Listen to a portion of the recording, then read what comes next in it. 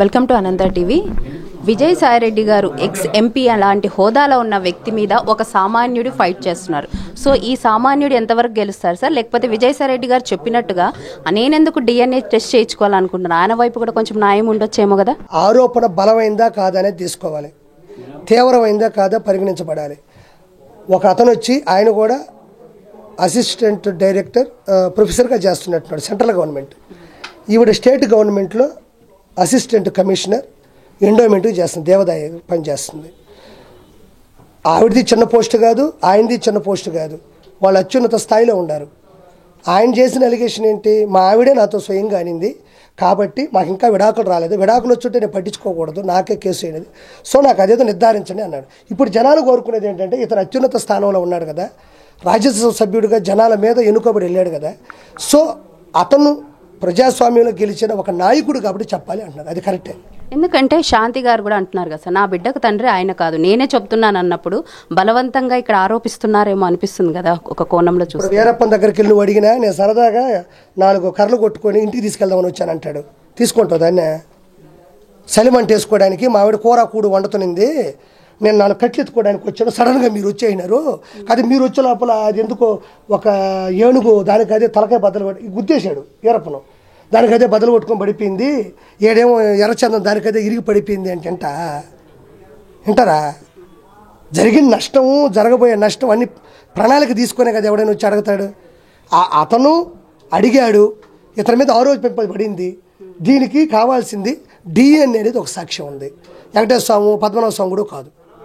అంటే ఇక్కడ ఈ విషయం మొదలైన తర్వాత ఈ విషయం గురించి ఎక్కడా స్పందించొద్దని పార్టీ నేతలకు జగన్ గారే సలహా ఇచ్చినట్టు తెలుస్తుంది. మీరు ఎక్కడ సపోర్ట్ చేయకండి, ఎక్కడ మీటింగ్లు అటెండ్ అవ్వకండి, ఇది అతని పర్సనల్ విషయం, నేతలు ఎక్కడ కూడా స్పందించకండి అని చెప్పారంటున్నారు. సో ఈ విషయంలో విజయసాయిరెడ్డి గారికి పార్టీలో వ్యతిరేకత మొదలైంది అనుకోవచ్చా? ఏమోనమ్మా, నువ్వు చెప్పిన తర్వాత నాకు కొంచెం డౌట్గా ఉంది. మీరు చెప్పినట్టు కొంచెం డౌట్ ఏది, ఎందుకంటే ఏ చిల్లర చేష్టాలకు కూడా 10 మంది దూకేటోళ్ళు, ఏ చిల్లర చేష్టాలకు కూడా. అలాంటి వాళ్ళు ఈ మధ్యకాలంలో ఆయన మాట్లాడిన రావట్లేదంటే మీరేమన్నా సీఎం అవుతాం అనుకుని ఢిల్లీ పోయినాడా? ఇతనేమన్నా జగన్మోహన్ రెడ్డి లెక్కలన్నీ తెలిసినోడు మరి ఎమోషనల్గా బ్లాక్మెయిల్ చేస్తున్నాడని భయపెట్టాడా? ఎందుకంటే పర్సనల్గా ఉన్నాడు, జైలుకు కూడా వెళ్ళాడు, వదలలా నేను కూడా వస్తా జైలుకి అన్నాడు. అలా పోయినోడు పర్సనల్గా ఇంకేమైనా తీసుకున్నాడని కూడా కొంచెం ఆలోచించదగ్గిందే. మీడియా గురించి వ్యతిరేకంగా అంటే జర్నలిస్ట్ అని తిట్టిన వ్యక్తి ఇప్పుడు మీడియా పెడతాను, ఒక ఛానల్ స్టార్ట్ చేస్తాను అంటున్నారు సార్, మరి ఈ విషయం గురించి ఏం చెప్తారు? అమ్మకు అన్నం పెట్టలేనుడు భార్యకి చేరుకొని పెడతాన్నాడంటే దీని మించి నేనేం చెప్పలేను. అమ్మకు అన్నం పెట్టలేనుడు భార్యకి చేరుకొని ఇస్తాన్నాడంట. ఎదురుగా ఉండే ప్రెస్ వాళ్ళు, జర్నలిస్టులు, జర్నలిజంలో ఉండే వాళ్ళకి విలువ నువ్వు దానికి సంబంధించినటువంటి ఒక మీడియా నడుపుతాడా? ఏ పక్క నుంచే మరి అదే మీరు ఇందాక ఆరోపించారు సార్, భారతి గారి పర్సనల్ సెక్రటరీ వీర రవీంద్రరెడ్డికి రవీంద్రరెడ్డి ఫేస్బుక్ లో పెట్టిన పోస్టులన్నీ కూడా మేము చూసాము.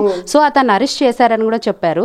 సో అతని మీద ఇంకా ఎలాంటి చర్యలు తీసుకున్నారనేది అయితే బయటికి మీడియాకు తెలియట్లేదు. ఒకవేళ తీసుకుంటే ఇప్పుడు శ్రీరెడ్డి మీద పెట్టినట్టు కేసు ఆయన మీద ఉంది కాబట్టి ఎలాంటి అంటే ముందు మాట్లాడిన వాళ్ళందరినీ కూడా ఇప్పుడు అరెస్ట్ చేసే ఛాన్సెస్ ఉంటాయా? అదే చట్టపరంగా తీసుకుంటారు కదమ్మా. ఇప్పుడు ఆ ఫేస్బుక్లో ఉండేటి అన్నీ తీసుకున్నారు, కేసు పెట్టున్నారు, దానికి వస్తుంది కదా ఎఫ్ఐఆర్ బుక్ అయ్యి పిలిపించి దానికి ఒక కేసు పడి లోపలేస్తారు అంతే. ఇప్పుడు జగన్మోహన్ రెడ్డి గారు అందరి మీద రివెంజ్ తీసుకున్నాడు కదా అని లోకేష్ గారు రివెంజ్ తీసుకోవాలంటే ఇప్పుడు 40 రోజులైంది ఆయన సీఎం అయ్యి. ఆల్మోస్ట్ ఈ 40 రోజులు ఒక్కొక్క నేర్పడలేరా? ఎంతసేపు ప్రైవేట్గా పర్సనల్గా తీసుకుని ఎంతసేపు వీళ్ళందరూ మరి ఎందుకు తీసుకోలేదు? అందరూ ఎందుకు రోడ్ల మీద ఇంకా తిరుగుతున్నారు?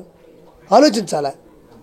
ఈ విషయం గురించి సార్ చెవిరెడ్డి భాస్కర్ రెడ్డి గారు కూడా అంటున్నారు, అంటే నిన్న మీడియాలో అంటున్నారు, ఇట్లా మీలాంటి కక్ష సాధింపు చర్యలు మొదలు పెడితే మేము ఇంతవరకు సైలెంట్గా ఉన్నాయి, మేము రెచ్చిపోతే ఎలా ఉంటుందో మీకు తెలుసు, మమ్మల్ని రెచ్చగొట్టొద్దండి అని కూడా మాట్లాడుతున్నారు. రెచ్చిపోతేనే కదమ్మా మాస్కో అడిగినాడని చెప్పి సుధాకర్ గారిని ఈవీఎం మిషన్ మాచల నియోజకవర్గం అక్కడ పిల్లి రామకృష్ణ వచ్చేసి సుధాకర్ గారిని కొట్టింది. ఇవన్నీ ప్రత్యక్షంగా మీరు చూసి మేము ఇప్పుడు స్టార్ట్ చేస్తామంటే అట్ట ఇప్పుడు స్టార్ట్ చేసినట్టే కదా. ఇవి అన్ని డ్రామాలే, ఇవన్నీ చేసేది వాళ్ళే. అండ్ ఇంకో విషయం సార్, మనందరికీ తెలుసు పవన్ కళ్యాణ్ గారి మెజారిటీ కావచ్చు, బలగం కావచ్చు, ఆయన జన సైనికులు ఎంత బలంగా ఉంటారు ఆయనకి. మరి మహేష్ రాజేష్ సేన ఒకప్పుడు పవన్ కళ్యాణ్ గారిని చాలా దూషించారు, ఆయన మాట్లాడారు. ఇప్పుడు తెలుగుదేశం పార్టీ ఆఫీస్లో కూర్చొని మాట్లాడుతున్నారు. ఎందుకంటే కొంతమంది ఏమంటున్నారంటే పవన్ కళ్యాణ్ గారికి క్షమాపణ చెప్పకుండా తెలుగుదేశం పార్టీలోకి ఎందుకు తీసుకున్నారు మరి ఈ విషయం గురించి మీ రియాక్షన్? నేను ఒక మాట చెప్పగలను, వాళ్ళల్లో వాళ్ళకి ఏం డిస్కషన్ జరిగాయి అన్నది నా దాకా రాలా. కూర్చొని మాట్లాడింది అయితే నేను చూసిన, ఇది వాస్తవం. అది ఏబిఎన్లో కూడా వచ్చింది. మరి లోకేష్ గారు ఏమన్నా పవన్ కళ్యాణ్ గారికి ఫోన్ చేసి జరిగింది ఏదో జరిగిందని చెప్పాడా, లేకపోతే వాళ్ళు కలిసి మాట్లాడి ఏది వాళ్ళందరూ కలిసి కట్టుగా ముందుకు వెళ్తున్నప్పుడు వాళ్ళలో వాళ్ళు మాట్లాడుకొని చేస్తారు తప్ప ఒక మనిషిని ఇంకో మనిషి మీద ఏదో ఏదో చెడు అభిప్రాయం రావాలని వాళ్ళు చెయ్యరు. చిన్న మాట చెప్తున్నా, ఈరోజు రాజేష్ మహాసేన కూడా భయంకరంగా కష్టపడ్డాడు. ఒక ఎమ్మెల్యే సీట్ ఇచ్చారు, చివరి క్షణంలో లేదు. తర్వాత ఆయన బాధాతప్త హృదయంతో ఏం మాట్లాడాడు ఏమనేది నాకు అనవసరం. ఈరోజు అతను మళ్ళీ వచ్చి మాట్లాడినాడంటే వాళ్ళందరూ మంత్రాలు జరుపుకొని మాట్లాడుకొని చేస్తుంటారు తప్ప ఇదేదో పవన్ కళ్యాణ్ గారు తిట్టేశాడు కదా అని టీడీపీ వెనకేసుకొని వచ్చే రకం అయితే కాదు. మొన్న కూడా కువైట్లో ఎవరో వ్యక్తి 60 డిగ్రీలు ఎండలో చచ్చిపోతుంటేనే ఆ మనిషి అక్కడ తట్టుకోలేకపోతున్నాడంటే ఒక పోస్టు పెడితే నిలవని తీసుకొచ్చిన చరిత్ర టీడీపీ గవర్నమెంట్ది. టీడీపీ గవర్నమెంట్ చరిత్ర ఇది, ఇంతవరకు జరుగుండదు నాకు తెలిసి. ఎడారులు అక్కడ కువైట్లో చచ్చిపోతుంటే ఒక వీడియో పెట్టాడు పాపకు పోస్టు. దెబ్బకి మనమేం ఢిల్లీలో కూడా లేము, ఒక రాష్ట్రం మంది, మన భారతదేశ ప్రధానమంత్రులు కూడా కాదు, ఒక స్టేట్ గవర్నమెంట్ దెబ్బకి సెంట్రల్ గవర్నమెంట్తో మాట్లాడి ఆ మనిషిని తీసుకొచ్చి ఎయిర్పోర్ట్లో దిగితే ఏడ్ చేసింది కుటుంబం. అంత చేసిన వాళ్ళు అంటే తెలియని ఒక వ్యక్తి ఎక్కడో ఉంటేనే తీసుకొచ్చిన వాళ్ళు పవన్ కళ్యాణ్ గారి మీద అసభ్యంగా మాట్లాడు అని వాళ్ళు అనరు. అంటే విభేదాల కోసమే ఇలా ఏమన్నా బయట సోషల్ లేదు, మన సాక్షిగా నేను చెప్తాను కదా, అది వస్తుంది కదా, రేపైనా ఎల్లుండైనా ఒక వార్త అనేది వస్తుంది, మనం దాన్ని వచ్చిన తర్వాత మాట్లాడదాం. 100% అయ్యి చేయరమ్మా పాపం. అంటే ప్రభుత్వం వచ్చిన 40 రోజులకే రాష్ట్రపతి పాలన కోరుతున్న జగన్మోహన్ రెడ్డి ఆయన పాలన గురించి ఎందుకు ఎక్కడ ప్రస్తావించట్లేదు? ఇప్పుడు ఫస్ట్ ఏమన్నాడమ్మా, ప్రత్యేక హోదా కావాలన్నాడు, తర్వాత ప్రతిపక్ష హోదా కావాలన్నాడు, తర్వాత ఈవీఎం ట్యాంపరింగ్ అన్నాడు, తర్వాత వచ్చేసి కళ్ళు మూసి కళ్ళు తెరిస్తే 5 సంవత్సరాలు అయిపోతాయి అన్నాడు. అంటే మళ్ళీ 10 ఆయనకు ఒకటే, ఎట్టయినా సరే మనం ఆడ కూర్చోవాలా, ఎట్టయినా ఆడ కూర్చోవాలా.